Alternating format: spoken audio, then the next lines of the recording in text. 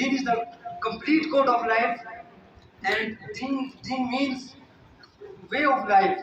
Credo and religion is also the meaning of deen, but way of life way of life and deen embracing all the aspects of life, religio, economico, and socio-political system also.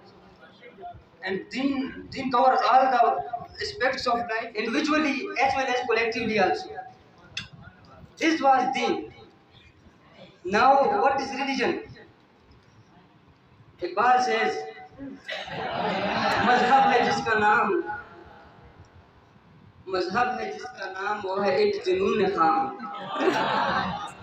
और करता है वो बंदे के तखय्युल का इंतहाश. This is मजहब.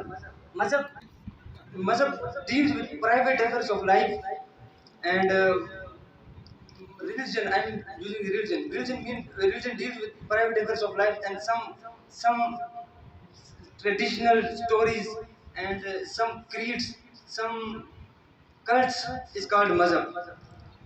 So this was mazhab and this was deen.